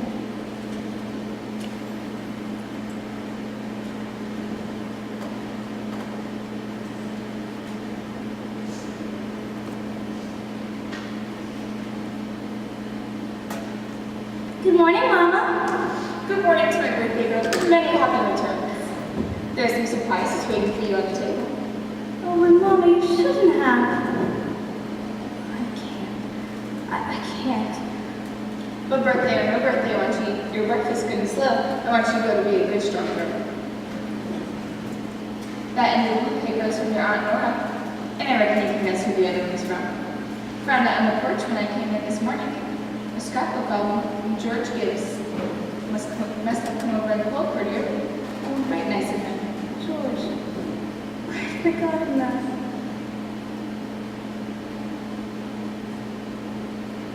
Chew the bacon good and slow. It'll help keep you warm on a cold winter's day. Mama, just look at me 1 minute as though you really saw me. Mama, 14 years have gone by. I'm dead. Your grandmother, Mama. I married George Gibbs. Mama, Wally's dead too. His appendix burst. On a camping trip to North Conway, and we just felt terrible about it. Don't you remember? Just for a moment now. We're all together. Mama, just for a minute, we're happy. Let's look at one another. That and the yellow paper is something I found in the attic of your grandma's things. Figured you'd like it now. It's fit for you. And this one's from you. Oh, it's lovely. It's just what I wanted. It's beautiful. Hope you like it. Had to search all over. Your Aunt Carrie couldn't find one in Boston, so we had to send all the way to Concord. Your brother made something for you too. Made an engineering class and is very proud of it, so make sure you make a big fuss about it. Your father has something as well. Don't know what it is myself. Shh, here he's coming. Where's my girl? Where's my birthday girl? I can't go on. It goes by so fast. We don't even have time to look at one another. I never realized. So all this was going on. I never even noticed. Take me back up to the ultimate grave. But first,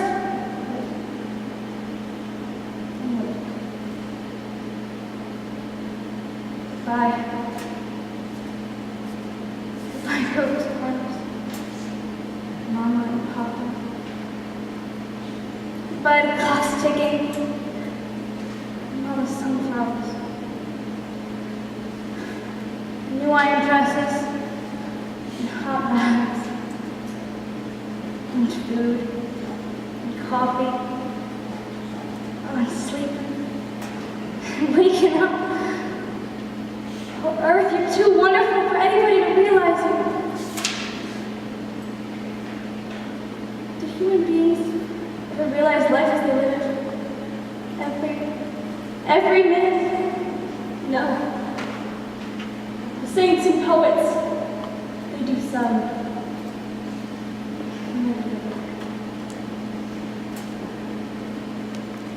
Were you happy? No. I should have listened to you. That's all human beings are. Blind people. Look, it's clearing up. The stars are coming out. I should have listened to you, Sergeant Stinson. Yes. Now you know. Now you know what it is to be alive. To move about in a cloud of ignorance.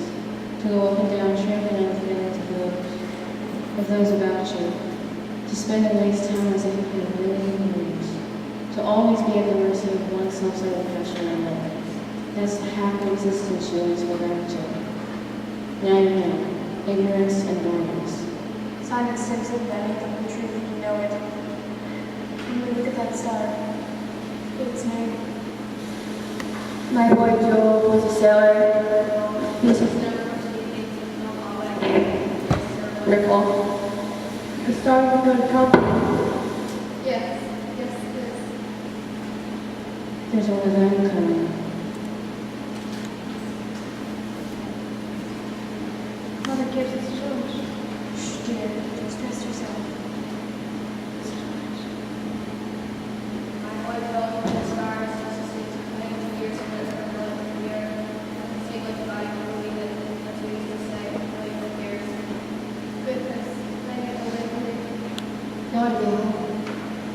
Mother Gibbs. Yes, Emily? They don't understand, do they? No, they don't understand.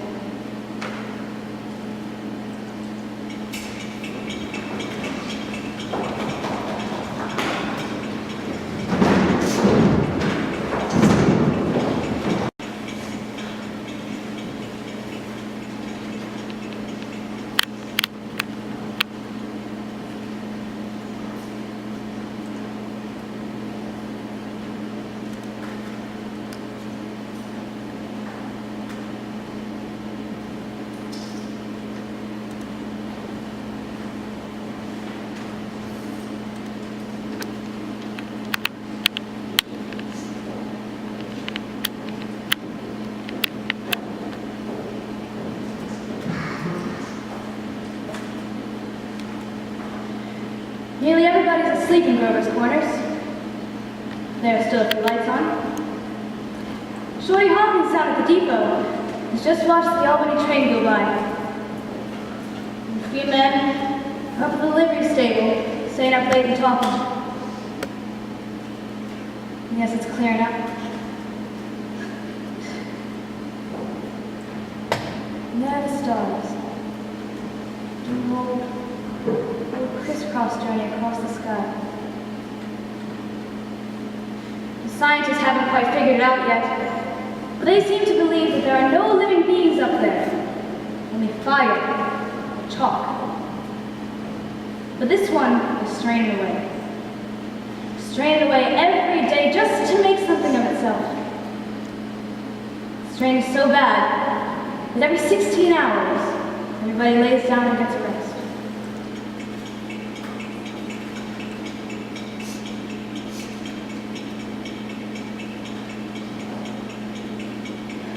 $11 in Grover's Corners. You should get a good rest too. Good night.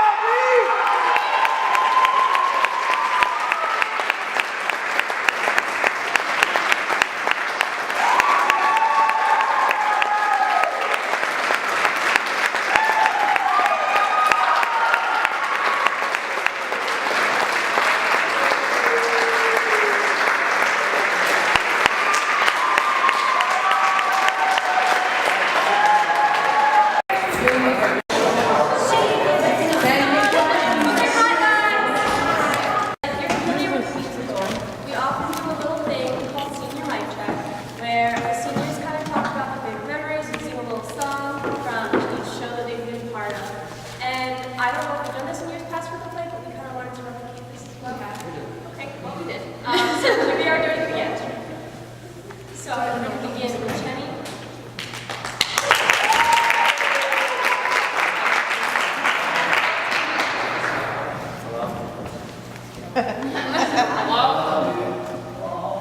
Hello? There we go.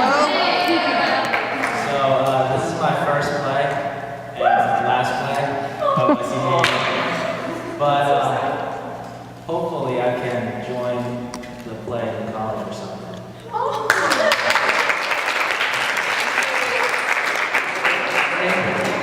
It's probably, sweeping the stage.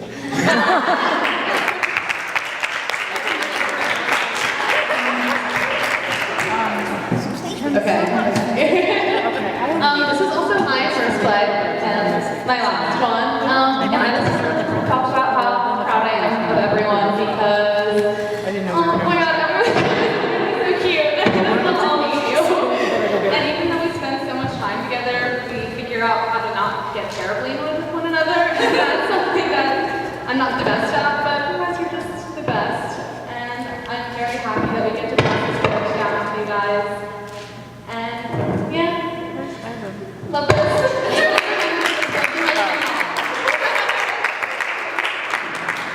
Okay, hi, I'm Leah. I've been doing the play since the Westing Games. Since the Westing Games, I've also done Loving Endures, Shaking Up Shakespeare Night, Shakespearean Shenanigans, or whatever the full title was, and now Our Town. And my favorite memory from all the shows was during the Westing Games. That's actually when I started becoming the props goddess. I did props with Anna Scheller and Mrs. Moser, and that was actually like the first time we had nurses in position as opposed to like everybody just doing it. So I don't know, you could say that I kind of started it. And, I decided to continue with it because Jordan Trout told me one night that I was doing a really good job, and like I don't know if she really measures or if like it was just like, oh my gosh, great job, Lydia. But either way, it was a little compliment that gave me a big head, and so now I'm the props goddess. And so just keep complimenting each other and being nice to each other because it helps boost a person's ego and it makes them feel good.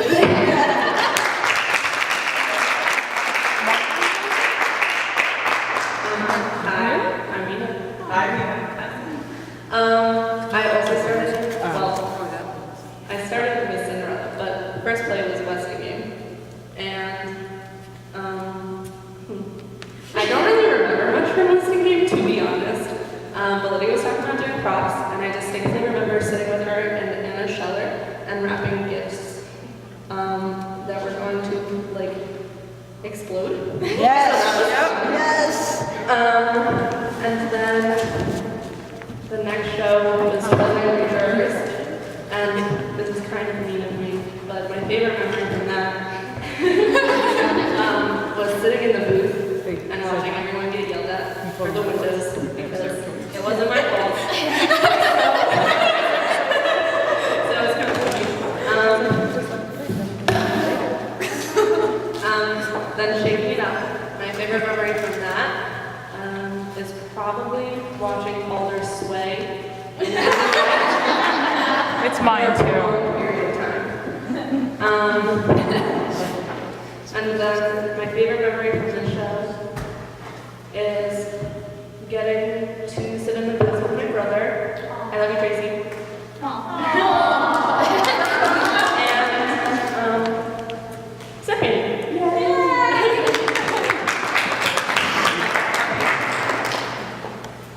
Hi guys, I'm Paige.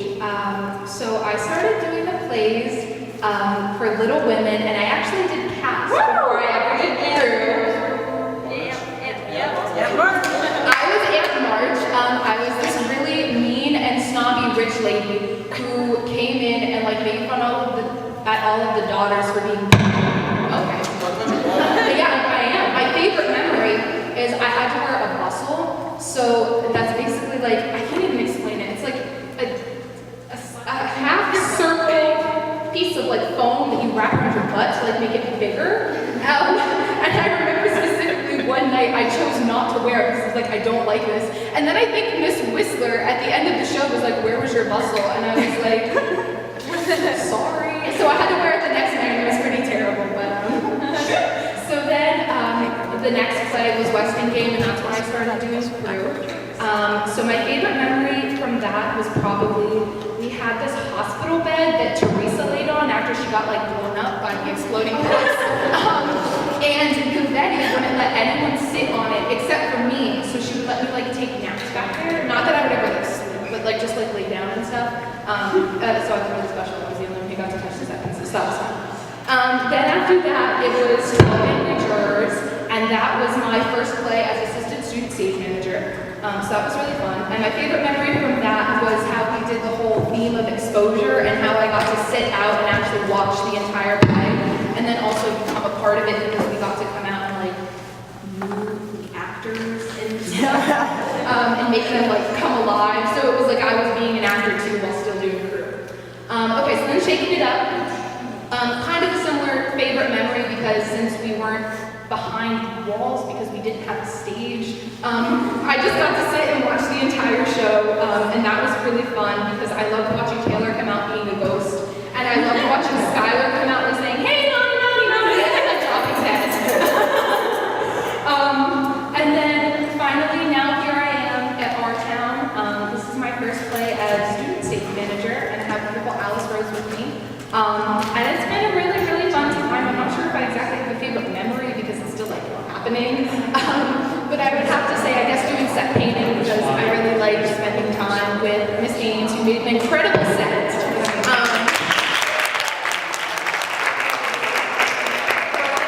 So yeah, go crew and cast, and thank you all for this wonderful community and everyone that's happening.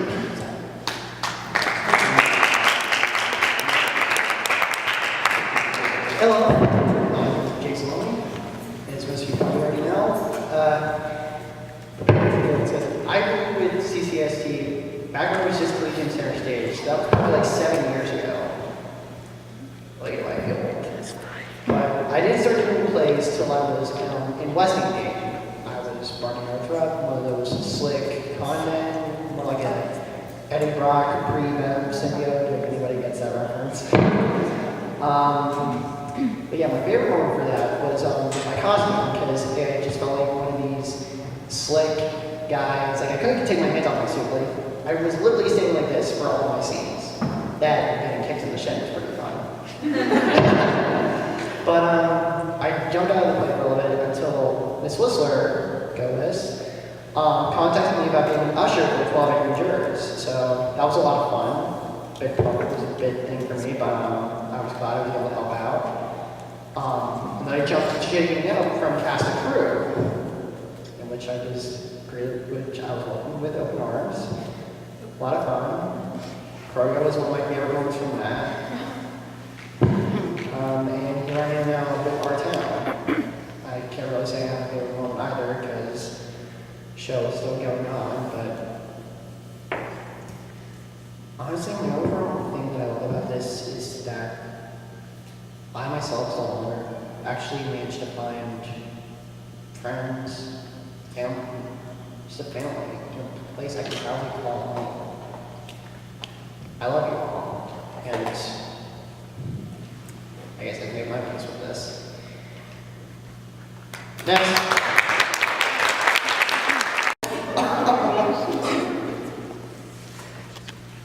Okay.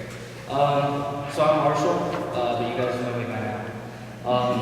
The first play I did was, I used to do sports in the fall, so I didn't really do the plays as much until 12 Angry Jurors. I decided I'd give it a go. So I was a judge for that, so I got to stand right over there, and I just realized this is one of the last times I'm going to be able to actually point to that spot and say that I stood there. I was right up there. I had this microphone. I felt like an MC, right? All dressed in black, very sharp. Except I got to talk about murder in the first degree. And just for fun, right before we came here, I decided to say it all in my head, and I still have it. I still have it. Murder. In the first degree. premeditated homicide is the most serious charge tried in our criminal courts. You have heard a long and complex case, ladies and gentlemen. It is now your duty to sit down and try to separate the facts from the fancy. One man is dead, the life of another is at stake. If there is any doubt in your mind as to the guilt of the accused, you must declare him not guilty. If, however, there is no reasonable doubt, he must be found guilty. Whichever way you decide, the verdict must be unanimous. I urge you to deliberate honestly and thoughtfully. You are faced with a grave responsibility. Thank you, ladies and gentlemen.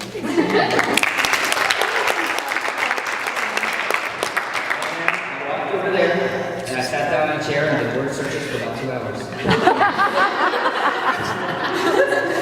And then next year, I liked it so much I came back. And so we did Shaking It Up. And that one was very unusual. We even have this stage right here. But one of the most vivid memories I have from that was, it didn't actually happen during the show. It was during one of the rehearsals. We were out here, and we were doing our Hamlet fencing scene. But we were doing it the improv way, where we do it in different movie styles, which I really liked. And someone said, I can't remember who it was, someone said the Dance Mom style. And the caller turned to me. I had no idea this was going to happen. He turned to me and yelled something like, I can't believe you tweeted about this. I can't believe you tweeted about this. He yelled it. Like, I can't believe you tweeted about me. And just raised his sword over his head. And like chased me around the stage. I thought at that moment that I was going to die. I felt more unsafe then than I did trying to jump up backwards onto that bench that would like wobble a little bit every time I landed on it. I think that one forced me to confront my own mortality about the same number of times as this show was which brings me to this show. This is the last one we're going to do in this auditorium. It's the last one I'm going to do in high school.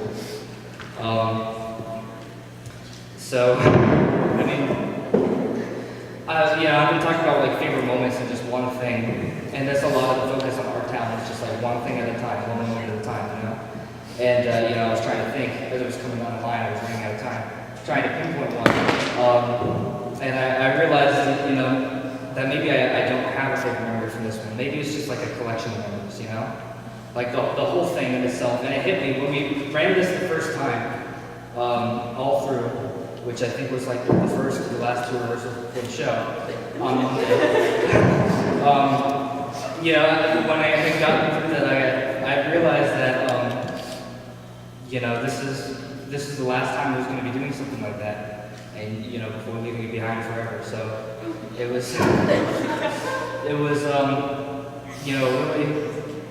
really, it really hit me in that moment. I'm still not quite sure what to say about it, but I think, pretty much every moment along the way has been a favorite moment for me. Do you want to?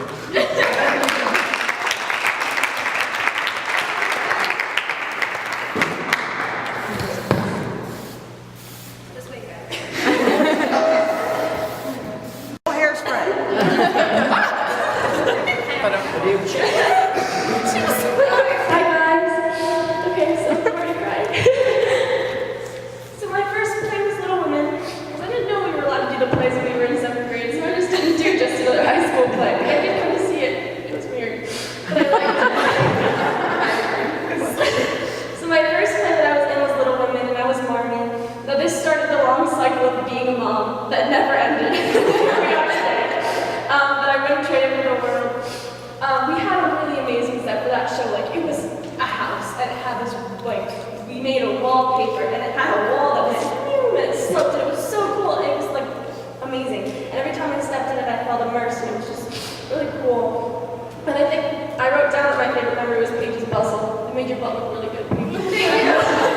And I also enjoyed when Teresa fell through, like, that hole when she was ice skating, and then they had to spray her with water every night. It's so funny to watch. Good stuff. Okay, next one was Westing Game, and that was the first and only time I've ever had my hair down for a CCST show. First and only time. That was pretty cool. There was like this scene when Harry dropped dead, I think, and then like what's his name? Nathan Alexander. Felt him up or something because he was the doctor, and it was like checking if he was dead, but we all had to just like stand around him and watch them, and we had to practice that scene so many times because he had to like safely fall on the ground and die. And that just stuck out to me. I was the doctor. You were the doctor?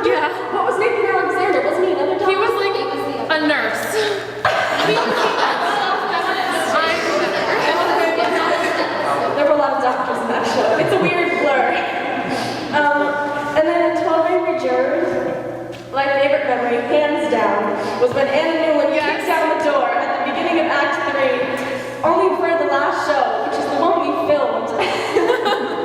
It's just a very good memory because we all started laughing, but it was a very tense moment. And also the trip to Bloomsburg was really amazing. And I think that we all bonded so much on that trip. Like when we were running lines in the pool, we didn't really run lines, we were just kind of sweeping. Yes, 12 aquatic jurors. So that was fun. And All-State actor Alex Dean lives on in all of our heads. I wasn't in Shaking It Up either because I had another obligation, but my favorite memory was when I saw that show and Calder came around and stabbed all of our legs. And I'll never forget that moment. But now we come to this show, and I wanted to read a quote, and it's Anna's quote when Emily's like, in the world of the dead, and she says, "Let's really look at one another. It goes so fast. We don't have time to look at one another. I didn't realize. So all that was going on and we never noticed. Wait, one more look. Goodbye, goodbye world. Goodbye Grover's Corners. Goodbye Mama and Papa and clocks ticking. Mama's sunflowers and food and coffee and new iron dresses and hot baths and sleeping and waking up. Oh Earth, you are too beautiful for anyone to realize you. I have enjoyed every single moment. It's easiest to you. With this show specifically, because it helped me realize how incredibly fast all this time goes by. Because I remember just yesterday, auditions were happening and we were all wishing each other good luck. And then we blinked and now the show is here. And a moment ago it was August and now a lot of us have already applied for colleges. And tomorrow we'll all be going off to these colleges and leaving each other. And we'll never all be together again. And this show has really helped me realize that. And it's a minute has passed since we were in 6th grade and Miss Irby said that the 6th graders could go in the center and do that part where we were all shimmying and all that. During Arabian Nights and we were all like, okay, that's weird, but okay. And just soon we'll all be moving on. And this show is a good reminder that we all need to slow down and smell the heliotrope because soon it will melt away and it's gone forever. We have to enjoy every moment with each other. So thank you for helping me realize this and giving me a family for the past 6 years. I love you.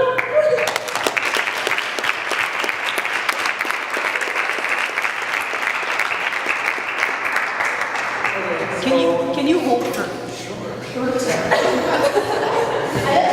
My first play was in 7th grade. I was on crew or just another high school play. And I didn't start until tech week. It was super disorganized. I don't even think I wasn't in the program or anything. I was just kind of there. So that was fun. It was a fun show. I remember that was the first time that Alex Covetti ever yelled at me. I think that might have been the next year. I don't remember. And it wasn't the last. Yeah. Anytime she comes back, I throw her yell at me. Yeah. And so then in 8th grade, I did Blades for Little Women because I don't know what meter was late. I don't really remember much about that show. I remember It's unforgettable. Yeah. I don't know. And then I didn't do a Westing game. I don't remember why. I just didn't. And then 12 Angry Jurors. I had a bunch of lines about advertising. That was everything I said. It was I'm in advertising. I'm just doing my job. It's not. Who just says I don't know. Crap, this is something I don't know. I remember when Frances had to reenact the stabbing. And she rolled around on the floor. I remember that was fun. I feel like there was something else I was going to say that I can't remember. No, that wasn't it. But that also happened. Alex Dean was supposed to, the fall after you got stabbed, it took 2 seconds, and that was in the court document or whatever, but Alex said During a show. During the show, so that happened. It takes 20 seconds to fall. Oh, well, Shakespeare. Yeah. That was a really fun show. I liked playing Hamlet for 15 minutes. Actually, fun fact, one of my college essays is about how I'm a versatile person. And I wrote a paragraph about how I played Hamlet and a drag queen in the same year. I thought that was kind of fun, because like they don't know what it's like for 15 minutes. I don't remember, there were like a lot of funny things that happened in that show, and I was just reminded of like the stabbing thing, and I had this word. Oh, and on Saturday night, the last show, it was us. We were in like the graveyard when, I don't even know what the story came with. And they like find like a skull in like the ground or something, and Taylor pulled it out and was like, the line is like, it's Yorick's skull. But Yorick was in like the front row, and we both like looked right at him and it was like, it's Yorick's, and then he like didn't really. And it was red too, because the school was like red, so it was like, yeah. Okay, and then now this show is Our Town. I don't know like what to say about this show, but it's been fun. I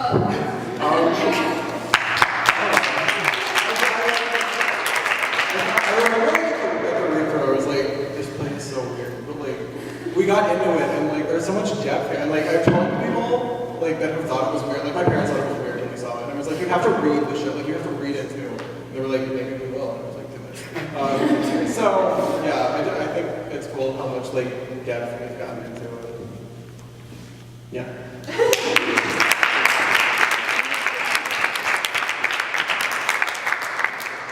Hello everyone.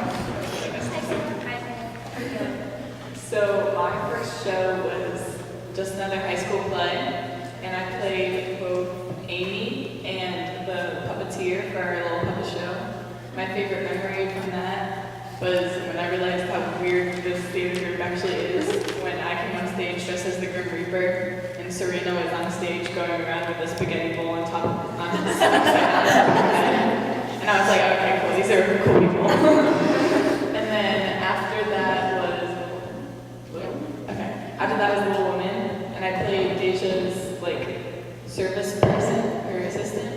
And my favorite memory from that was when Kelly died, and we decided to have Harry carry her off after the blackout instead of just like having her get up after the blackout. And we convinced one kid that she was actually dead in the audience, and he was very upset. But it's okay, she's not dead. And then after that was the Weston game, and my character was in a wheelchair, and I had a stutter, so that was fun. And my favorite part of that show was every night, it was always either Nate or Bailey who was pushing my wheelchair, and they always threatened to push me right off the stage. So that was when I asked for the little tape that lights up to be on the edge of the stage. And then my favorite line from that was, Melanarchus of worthless fellas. It's a type of bird. And then after that was Chloe Jurors, and I was the clerk. And I had one line that was right after Marshall, and it was, the jury will now retire. It definitely made the whole show. And then after 12 Amy Jurors was Shaking It Up, and I can stand up for this one. My favorite part of the show.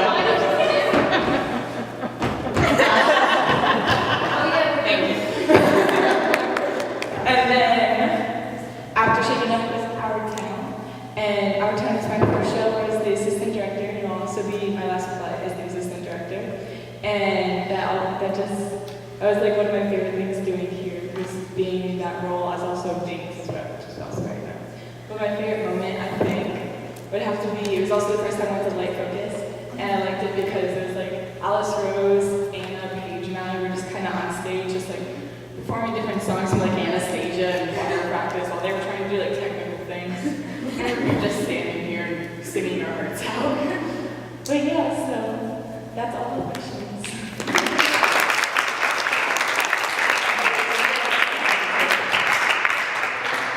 Okay, I have one more thing to say, and that is that yes, we're the seniors, but this is our last show in this auditorium because we're actually getting a new auditorium now.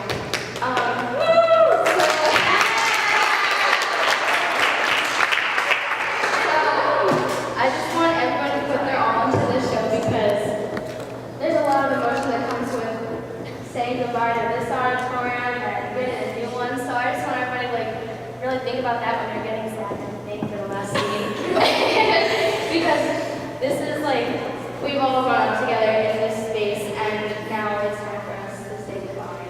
So really put your all into this show, as it's our last show in this space right here.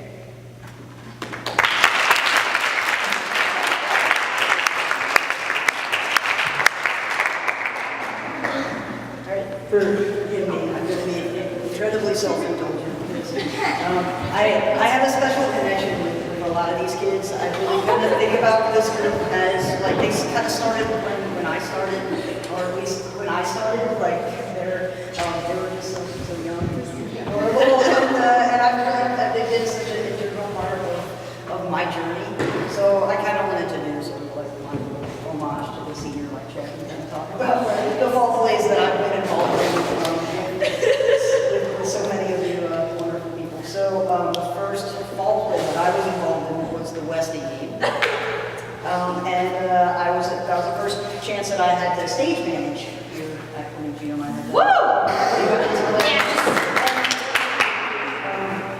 What I really loved about that was like getting to like work with the crew in a really special way, because it's different when you work with the crew as a director versus a stage manager. And there was just something about that show that I feel like we really bonded, and we just had so much fun. It was just such a fun show to tech. Given all of the stuff that we messed up, sorry. But we had a lot of fun messing it up. I do remember on that note that there were many miscues on my part when I was running sound. So much so that I think doorbells became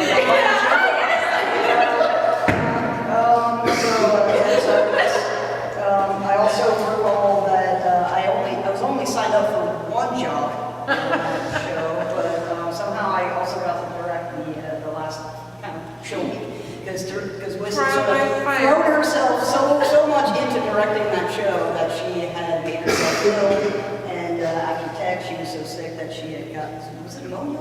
That was the last year I didn't get a flu shot. That was the worst I've ever been. But it was so awful that she barely even made it. Thankfully, she was able to make it to closing night. But it was my honor to kind of help take it through. And you guys did a wonderful job. And they did. And I think I remember us always kind of putting our hands in and say for the Wiz, for the Wiz. So good memories there too. Yeah, I think it was really like just the crew. I just really remember the crew being an amazing connection that we had built then. It's lasted until now. It's been awesome. So then my next fall play was 12 Angry Jurors.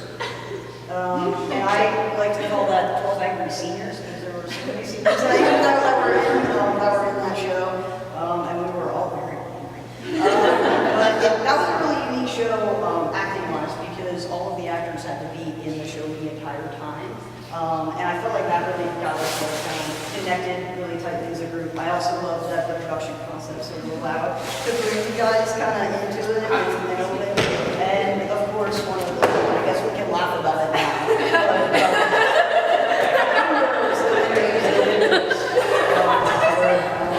We're devastated. Just to give you a little short story on the windows. We had sort of an open set. The back of the set all had these large windows that were to be opened and driven into the set, and they came from Mr. Dempsey's. Like, they were just beautiful old windows from his car that had been salvaged, and they were up and they had like just this beautiful amount of dust. This lovely element of like an old jury room, just kind of like perfect, and because of the way the lights were hitting, it kind of softened the lights, so there wasn't like a direct reflection on windows. The dust had kind of just perfectly covered the lights, and kind of design-wise, had done exactly what I wanted them to do. But the cast didn't know that. They had seen that I had like clean other windows on the other side of the set, and it's assumed that those windows were going to be clean for the show. Not that my intention was for them to stay dirty. And so it was during an act break. It was before we even started. Was it before? Yes. Oh, it was. Before we even started the dress rehearsal, they thought they were being super cute. And most times that would have been cute, but they had put like little, writings into the dust. They had love to each other. Wasn't that when you took a PTO day just to clean them off? up? As soon as the lights went up, I had not known until the lights were up, and I'm just like...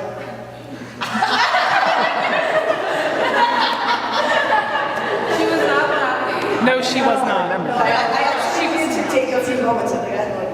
She had to take time off work. And yeah, 1.5 PTO days later, we're now kind of fix those windows. They all work out well. And yes, we can laugh about it. A very funny memory that I still love doing that stuff now. So that brings us to Shake It Up. I'll be fast. You guys have to get in the bus. We didn't have a stage. That was fun. The Walker was one of my absolute favorites. This way was also fantastic. All of the dying was amazing. You guys destroyed me at Anamia, another fun memory. And many struggles. I'm not looking in anybody's direction. With lawns. But we persevered and we came together. So that was super fun. Our Town, making Abby cry. All of the time. It was really great to see all of you kind of like lead and nurture and kind of help parent this family that we have. It's been amazing to watch all of you work with our younger and up and coming talented cast that we have. That's one of the joys that I get to watch, is just seeing everyone sort of move up and pass the torch, and you guys have been amazing during this whole process. Also having my Thelma back, having Liz on stage management has been amazing, so that's one of my highlights as well. And finding our unique ending too, that was something special. So thank you, all of you. Thank you for letting me be indulgent. I just really love all of you. I'm very grateful for every moment that we shared together over the years.